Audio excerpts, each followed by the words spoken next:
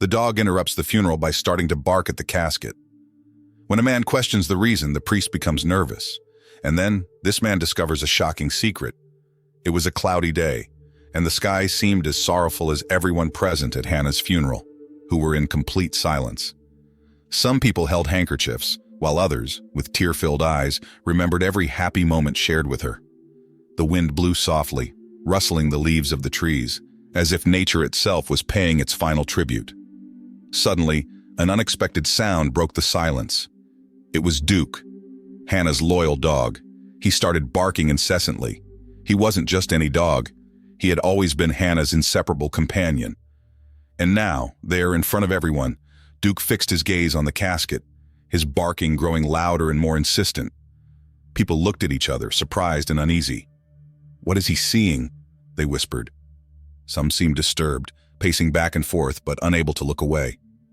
Duke's barking only grew, as if he were trying to warn about something. Duke was a smart dog, and everyone in the village knew it. His fame went beyond the affection he inspired. He seemed to have a sensitivity that surpassed human understanding. Some children, seeing him there, began to feel a chill down their spines, remembering all those scary stories they had heard about dogs that could sense things we, humans, couldn't. What was Duke trying to communicate? It was clear that he knew something that unsettled even the adults, but no one dared to ask aloud. With his eyes fixed on a specific point, his behavior suggested something was wrong in that place. At that moment, some adults began to approach Duke, trying to calm him down. However, he kept barking non-stop, his gaze locked directly on the casket. There was something in his posture, an almost palpable determination, that even made the most skeptical hesitate. Curiosity filled the atmosphere, and soon everyone wanted to understand what he was trying to say. Father Michael, standing in the front, close to the casket, noticed that all eyes were now on him and the dog. Duke tried to contain his agitation, took a deep breath, and gestured for people to settle down again. But the barking didn't stop. With a faint and uncomfortable attempt at a smile, the priest realized that something strange was unfolding, and Duke's gaze seemed to insist that no one ignore what was happening. The priest decided to approach Duke, using a gentle voice. He tried to talk to the dog, saying, "Come on, Duke, calm down. Everything is fine here." But even so, Duke continued to bark, as if he were trying to warn of something terrible that no one could see. Cautiously, the priest extended his hand to stroke the dog's head, but Duke pulled back, letting out a low growl, without taking his eyes off the casket. The priest began to sweat, wiping his forehead as he looked around, aware that everyone in the church was watching his every move. "It's just a dog," he said with a nervous laugh, trying to get people to focus back on the ceremony. But deep down, even he seemed uncomfortable, almost as if he sensed that something bigger was at play, something Duke insisted on revealing. Some people noticed that the priest avoided looking directly at the casket, as if he didn't want to see what Duke seemed to be seeing. "Does he know something?" whispered an elderly woman to her friend beside her, with a suspicious look. Others began to feel a strange chill, as if something invisible and inexplicable was present. The children, intrigued and a bit scared, moved closer to their parents, gripping their hands tightly. Father Michael, realizing that the unease was only growing, raised his voice firmly and requested, "Please, someone take the dog outside."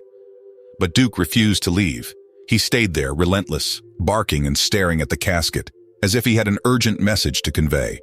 And the mystery, instead of dissipating, only grew among those at the funeral. Amidst it all, there was a man no one knew well, someone who seemed out of place yet perfectly positioned to witness what was about to unfold. His name was David, a stranger who had recently arrived in the village, but who, for some reason, held a special affection for Hannah, even without knowing her deeply. David had an observant nature and a restless curiosity. Solving mysteries had always been his passion, and noticing Duke's unusual behavior, he immediately felt that something was very wrong. He looked at Duke and then at the casket, realizing that the dog wasn't barking for no reason. He stood up slowly, adjusted his coat, and walked toward the dog. All eyes turned to him, curious, wondering what this mysterious man, whom they barely knew, would do. "Hello, little friend," murmured David, crouching beside Duke. "What are you trying to show us?" Hearing David's calm voice, Duke stopped barking for a moment, as if assessing the man in front of him.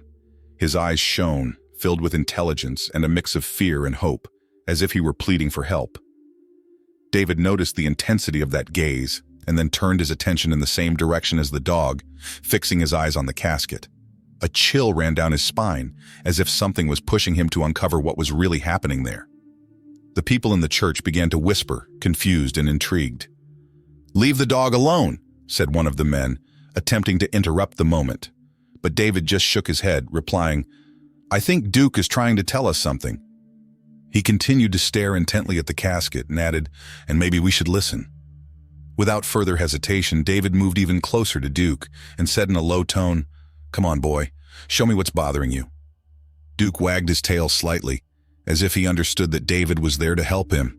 He then stopped barking and began to sniff the ground, taking cautious steps toward the casket, almost as if he were guiding David to a secret only he knew.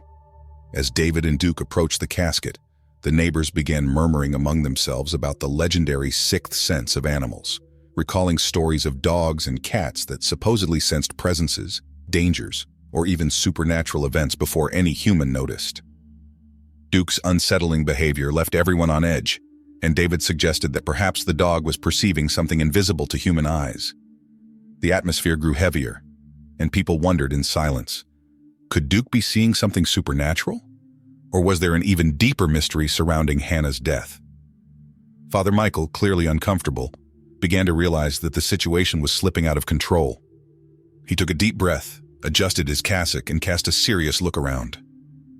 With firm steps, he walked to the center of the church and raised his hands, asking for silence. "Please, everyone, calm down," he said with a voice that sought firmness but trembled slightly, revealing his nervousness. "We are here to pay our final respects to Hannah, someone so dear to all of us." The priest gave a penetrating look at David, who was still beside Duke, trying to decipher what the dog wanted to show. "It is inappropriate," continued the priest, now in a louder tone, "for anyone to come here and cause a commotion at such a delicate moment." Some people in the church nodded, but others looked at the priest with a mixture of distrust and curiosity. Why did he seem so nervous? Why was he so eager to end this situation?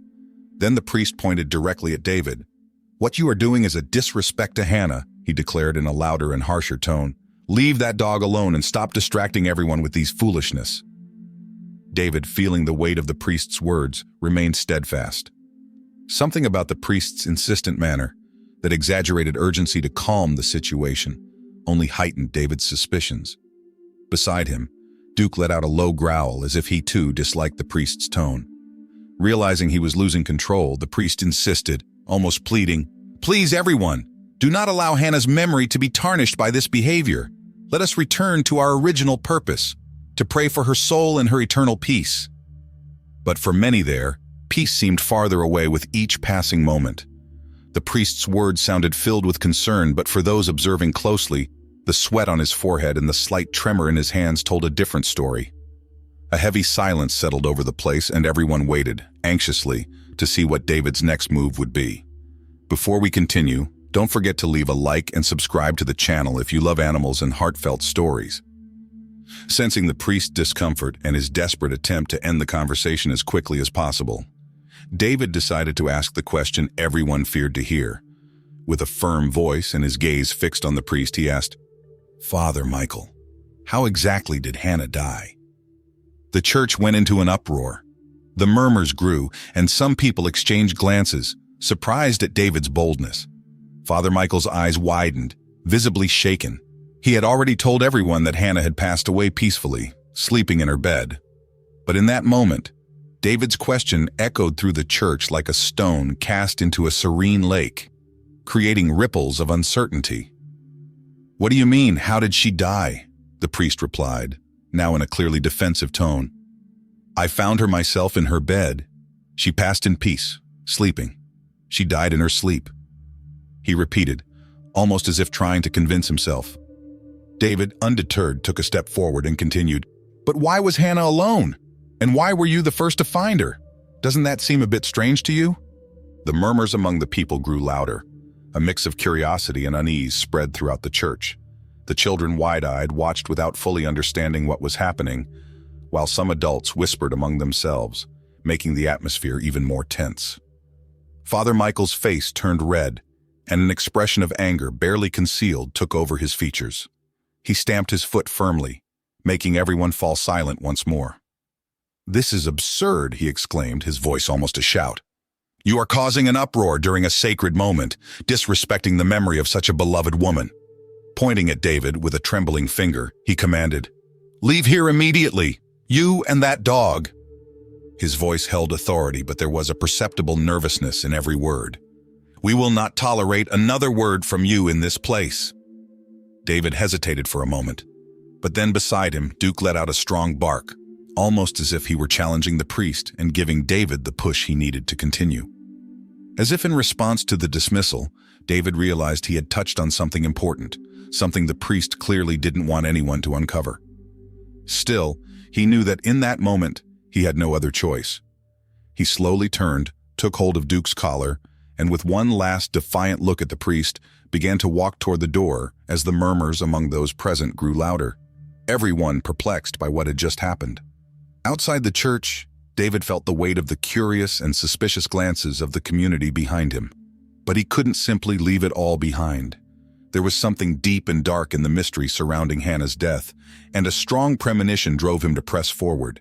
Duke seemed to share this feeling, wagging his tail with enthusiasm, as if he were ready for whatever lay ahead. "Come on, buddy," David whispered to the dog. "I think we have a lot to uncover here." And with that, they began their investigation through the cemetery, walking among the trees and old gravestones. The cold wind blew, making the leaves dance, and producing a sound that resembled whispers in the unsettling silence. David looked around, increasingly certain that this place hid something mysterious. Duke sniffed the ground restlessly, as if searching for something specific, guided by an almost supernatural intuition. He seemed to know exactly where to go. Determined to follow the clues, David concluded that the first step was to learn more about Hannah's life.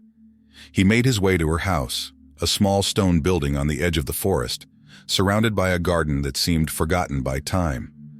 When he arrived, he found the door unlocked, as if someone had left in a hurry, leaving behind more questions than answers. Upon entering the house, David felt a chill run down his spine. The place was covered in dust, but he noticed that some objects seemed to have been moved recently. With Duke sniffing beside him, David began to explore every corner, opening drawers, rummaging through papers and documents. It was then that he found a small wooden box on an old table. Inside it, there were letters and photographs, all yellowed with age. As he read the letters, he realized that Hannah had kept many secrets. The texts mentioned secret meetings and conversations she had with people from outside the village. But it was when he found one specific letter that his heart raced. Handwritten by Hannah, the letter mentioned Father Michael, revealing that she had discovered very serious things about him. David exchanged a glance with Duke, who seemed restless, as if sensing they were getting close to something important. Continuing his search, David found a small key taped to the back of one of the frames on the wall. "What does this key open?" he murmured to himself. Duke let out a short bark, as if encouraging David to keep going. Next to the key, there was a photograph. In it, Hannah stood beside Father Michael, with the church in the background. What caught David's attention most, however, was a detail at the bottom of the image. A small metal box, identical to the one Hannah had described in her letters, mentioning that the priest hid money. "We're on the right track, Duke," David said, petting the dog. "If Hannah was trying to tell us something about the priest, maybe this key is the answer we need." David felt a wave of determination. With the small key in hand and Duke by his side, he knew the truth was closer than ever. Now, he needed to discover what the priest was hiding, and for that, he would have to search every corner of the village. And what about you? Do you think David is doing the right thing? If you were in his place, what would you do? Leave your comment with your opinion, and don't miss the end of this story, which promises to surprise. With the key in hand, David felt closer than ever to unraveling the mystery. Together with Duke, he decided to return to the village center, where they could continue their investigation. The town seemed calm, but David sensed that something dark was hidden behind that tranquility. He needed to understand the secrets Hannah had kept and what exactly she knew about Father Michael. With this in mind, David went to the town library, an old place filled with shelves of dusty books and ancient documents. He began to search for anything that might link Hannah and Father Michael to something out of the ordinary. After some time searching, he found an old photo album of the town. Flipping through the pages, David saw photos of community events, religious festivals, and finally, a series of photos of Hannah. One of them immediately caught his attention. It was an image of Hannah beside Father Michael, but what stood out most was the expression on her face, a look of unease, almost as if she knew something that deeply frightened her. What had Hannah discovered? She didn't look happy. She looked worried. That's when David noticed a detail that almost went unnoticed on the edges of the photo. A small metal box, the same one he'd seen in the photograph found at Hannah's house. Driven by curiosity, David returned to her house, determined to follow the clues to the end. Back at the house, he continued his search for more evidence, and behind an old curtain he found a hidden cabinet. Inside he discovered a notebook, Hannah's diary. The pages were filled with notes that seemed incredibly important. David began to read quickly, with Duke by his side, as if the dog could also feel the tension building in the air. The notes revealed something dark. Hannah had uncovered a network of corruption within the church itself. She mentioned that Father Michael was embezzling money from the congregation for a sinister purpose, secretly accumulating large amounts. David read each line with a racing heart, absorbing every word. He's stealing from everyone and using people's trust to cover up his crimes, Hannah had written on one of the pages. Among the pages of the diary, David found an envelope with more photographs. In some of them, Father Michael appeared in secret locations within the church, carrying the same small metal box. In one of the photos, he stood beside an old statue inside the church, with the box next to him, in a position that suggested he was hiding something beneath the sacred figure. A chill ran down David's spine. "So that's it?" he murmured to Duke, almost to himself. She discovered everything, and that's why she was in danger. Now David knew he needed to find that metal box in the church. It likely held the key to understanding the entire mystery. He looked at Duke, who wagged his tail as if he were ready for the next step, as if he knew that something big was about to be revealed. "Come on, boy. We have a big secret to uncover," David said, with renewed resolve. The situation was more serious than he could have imagined. With all these findings, the truth about what was really happening in that small village seemed about to surface. Holding Hannah's diary in his hands, David felt the weight of each word, each revelation, as if he were carrying a burden that could only be lifted by discovering the truth. He knew he needed to return to the church, the place where all these secrets seemed to intertwine.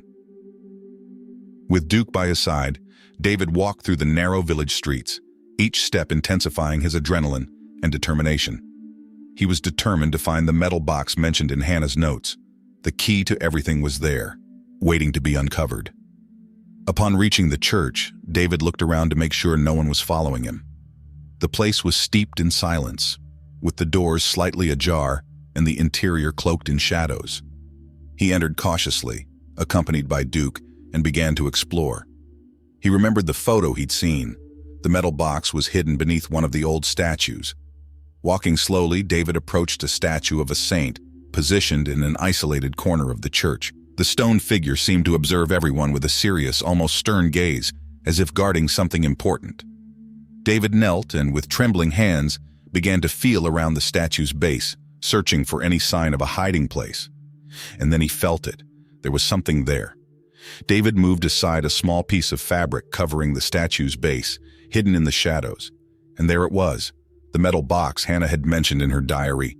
His heart raced, and he exchanged a look with Duke, who wagged his tail as if to say, "We're on the right track." David held the box in his hands, feeling its cold, heavy surface. Carefully, he opened the lid, and what he saw inside made him catch his breath. There were bundles of money, all rolled up and tied with labels indicating donations and tithes from the congregation. But that wasn't all. Beneath the money, there was a small key. He picked it up, examining it in the soft light filtering through the church windows. "A key," David murmured thoughtfully. "But what does it open?" That's when he noticed a yellowed piece of paper, folded and hidden beneath the money. Carefully, he removed it and unfolded it. It was a map, and in the center, a location was marked with a red circle. Beside the circle were the words, "Church Storage." David understood immediately. The key must open some secret storage in the church. This is where Hannah must have discovered something, he thought, with a mix of fear and hope. He knew he had to act quickly. With the key held firmly in his hand, he looked at Duke and said, "Let's go, boy. We need to find that storage." They stood up and together began to search every corner of the church, determined to uncover the mystery that had been hidden for so long. Following the map carefully, David felt the church grow ever more silent, as if the very building were holding its breath. With the key and map firmly in his hands, he and Duke made their way to the spot indicated on the paper. The map led them to a small door hidden behind the altar, a door that few people even knew existed. A chill ran through David as he approached. The air felt colder there, laden with a dark presence, as if something sinister were kept in that place. He inserted the key into the lock, took a deep breath, and turned it. The door creaked open, revealing a narrow staircase leading down into a dark basement. With a flashlight flickering in his hand, David began to descend the steps, and Duke followed closely, his ears attuned to any strange sounds. At the bottom of the stairs, they found a damp, shadowy corridor. At the end of the corridor, a faint light flickered, casting uneven shadows on the stone walls. Then David heard a sound, the clink of chains moving. "Hannah," he called in a whisper, but all he heard was the echo of his own voice reverberating in the emptiness. As he entered the room, lit only by a single bulb hanging from the ceiling, he saw her, Hannah, chained to a chair, pale but alive. "Hannah!" David exclaimed, relieved, and she, in a weak voice, replied with a sigh of relief, "David!" But before he could reach her, he heard heavy footsteps behind him. Turning, he found Father Michael holding a wooden plank firmly, his eyes blazing with fury. "You shouldn't be here!" the priest shouted, his voice distorted by rage. "I told you, you would never find Hannah!" David barely had time to react before the priest lunged at him, trying to strike him with the plank. He managed to dodge, but the blow grazed him, causing him to lose his balance and fall to the floor. Trying to defend himself, he raised his hands, his mind racing with one question: how could a priest do something like this? It was inconceivable. David had never imagined that Father Michael, someone who was supposed to embody peace and goodness, could be so violent. Seeing him on the ground, the priest prepared to strike again. But Duke, without hesitation, let out a fierce bark and lunged at the priest, sinking his teeth into his leg with all his might. The priest's scream of pain echoed through the basement walls. He tried to shake Duke off, but the dog wouldn't let go, determined to protect his friend. In desperation, the priest dropped the plank and began to try to escape, limping and calling for help. David quickly got to his feet, his heart pounding, and ran after him. He can't get away, he thought, knowing the truth needed to come to light. With Duke still on Father Michael's heels, they reached the street, where the noise of the commotion was already drawing residents out of their homes. People watched, shocked, seeing Father Michael, a man who was supposed to be respected and honored, involved in a desperate struggle with David, while Duke kept him under control. Taking advantage of the moment, David raised his voice and shouted, "Stop! Everyone needs to hear what really happened. Everyone needs to know the truth." With the priest struggling to break free, David quickly explained what he had uncovered: the box with the stolen money, Hannah's kidnapping, and Father Michael's hidden crimes. Shock spread across the faces of the villagers, who could barely believe what they were hearing. Desperate, Father Michael tried to run, but Duke held him firmly in place until some village men approached to help restrain him. With the priest finally contained, David knew it was time to present the evidence. He led the group back to the church and, with still trembling hands, opened the metal box before everyone. The villagers' eyes widened at the sight of the embezzled money and the map to the secret storage where the priest hid his illicit activity. There were no doubts left. The truth had, at last, been revealed. David then led everyone to the storage room, where Hannah, still frightened, awaited her release. The relief on her face was evident, and Duke, sensing his mission was complete, wagged his tail happily. With Father Michael immobilized and the evidence of his crimes in plain view, it seemed that the mystery had finally been solved. The entire village was in shock, stunned by the revelations. But David knew that Father Michael was not someone who would surrender easily. As the villagers discussed what to do next, the priest, in an act of desperation, seized a moment of distraction and, with an expression of deep hatred, managed to break free from those holding him. In a swift and desperate move, Father Michael grabbed a piece of wood from the ground and ran toward David. His eyes burned with fury, and he shouted with a voice full of resentment, "You understand nothing! You never should have gotten involved!" David was caught off guard, watching the priest advance with the wooden plank raised, ready to strike. For a moment he was paralyzed, his mind struggling to process the surreal scene of a priest acting with such violence. But before the blow could land, Duke sprang into action. With a powerful leap, the dog bit Father Michael's leg, tearing a scream of pain from him that echoed down the street. The priest fell to the ground, thrashing to free himself from the dog, while David, recovering from the initial shock, ran to help. He tried to pull the priest away from Duke, and the two ended up rolling on the ground in an intense struggle, with shouts and barks filling the air. Desperate, Father Michael managed to break free from Duke for a brief moment and began to run, limping, toward the village's main square. But Duke didn't give up. Determined, he chased after the priest, barking loudly, and quickly caught up with him in the middle of the square. With another leap, Duke knocked Father Michael to the ground, preventing his escape. The neighbors, now gathered around, watched the scene in disbelief. No one could have imagined that Father Michael, a man who was supposed to symbolize goodness and faith, would find himself in such a humiliating and desperate situation. David approached the crowd, still catching his breath, and began to recount in detail everything he had discovered. People listened intently as he spoke about the secrets Hannah had uncovered. David explained that Hannah had found out Father Michael was embezzling the congregation's donations, using the money for something hidden. He also shared how the priest had orchestrated Hannah's kidnapping to stop her from speaking the truth. Some villagers, shocked by what they were hearing, helped hold Father Michael, while David, determined to prove he was telling the truth, led them back to the church. There, he held the small metal box firmly, feeling not only the weight of its contents, but the weight of the truth he was about to reveal. In front of everyone, he opened the box, showing stacks of money organized and labeled with the names of the faithful who had donated. Shock spread among the people, who murmured to one another, surprised to see the proof of the priest's crime. Then, David showed the key he had found and explained that it led to a secret storage room in the church itself. With the crowd following him, he led them to the storage room, where Hannah, still weak, was chained. Seeing her there, alive, a sigh of relief and surprise swept through everyone. Hannah, exhausted but relieved, could hardly believe she was safe. Duke, the loyal dog, ran to her, wagging his tail happily, as if he knew his friend was now safe. The scene was touching, and everyone watched with emotion and relief, seeing Hannah back and knowing the truth had come to light. Exposed, Father Michael tried to justify himself, but no one wanted to hear his excuses. The community, once devoted and trusting, now clearly saw who he really was. The priest's words no longer mattered, as everyone had seen the truth with their own eyes. David and Duke had uncovered the dark side of someone they'd never have suspected. With the priest finally detained and the community aware of everything, the mystery was solved and justice was served. Hannah, moved, thanked David and Duke for risking everything to save her, and revealed the truth. Father Michael was taken away by the police while the village, still in shock, began to rebuild itself on new foundations of transparency and trust. The residents, now aware of the dark secrets that had been hidden, united to transform the place into one of truth and honesty. David, who had risked so much to uncover the truth, decided to stay in the village. He chose to help Hannah recover and became part of the community, finding a new purpose there.